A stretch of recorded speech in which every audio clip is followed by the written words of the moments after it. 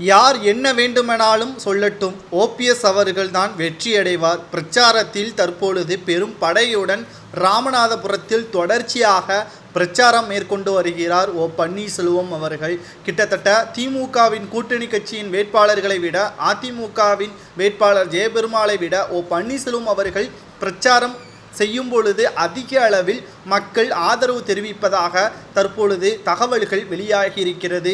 மேலும் அதிமுகவிற்கு எதிராக ஓபிஎஸ் அவர்கள் எதற்காக களத்தில் இறங்க வேண்டும் என்று நிருபர்கள் கேள்வி கேட்ட பொழுது, அதிமுகவிற்கும் எங்களுக்கும் எந்த ஒரு பிரச்சனையும் கிடையாது, அதிமுகவை மீட்டெடுப்பதற்காகத்தான் இந்த யுத்தத்தை நாங்கள் தொடங்கியிருக்கிறோம் என்றும் கூறியுள்ளார் பன்னீர்செல்வம் அவர்கள்.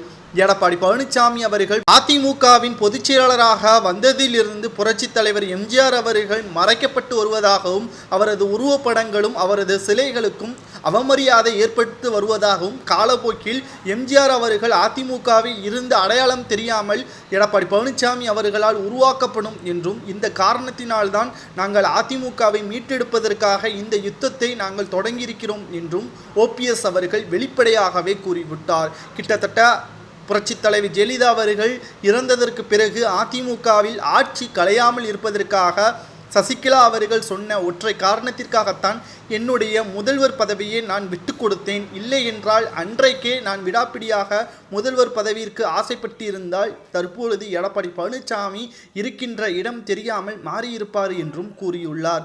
அதாவது எடப்பாடி பழனிசாமி அவர்கள் சொல்கின்ற அனைத்துமே பொய்தான் என்றும், குறிப்பாக எடப்பாடி பழனிசாமி பணத்திற்கும் பதவிற்கும் மட்டும்தான் செயல்பட்டு வருகிறார் என்றும் எடப்பாடி பழனிசாமி அவர்கள் நினைத்திருந்தால் நிச்சயமாக ஈரோடு கிழக்கு தொகுதி இடைத்தேர்தலில் வெற்றியடைந்திருப்பார். ஆனால் திமுக வெற்றியடைய வேண்டும் என்பதற்காக பேரம் பேசப்பட்டு தகுதியில்லாத வேட்பாளரை எடப்பாடி பழனிசாமி அவர்கள் அறிவித்தார். இதன் காரணமாகத்தான் ஈரோடு கிழக்கு தொகுதி இடைத்தேர்தலில் தோல்வியடைந்தார் என்றும் கூறியுள்ளார். தற்பொழுது மக்களவைத் தேர்தலிலும் எடப்பாடி பழனிசாமி தகுதியில்லாத வேட்பாளர்களை நிறுத்தி அவர்களிடம் இருந்து பணத்தை பெற்றுக்கொண்டு வேட்பாளர்களை அறிவித்திருக்கிறார். இந்த முறை 2024 ஒரு தொகுதிகளில் கூட வெற்றியடையாத நிலைமைதான் அதிமுகவிற்கு உருவாகும்.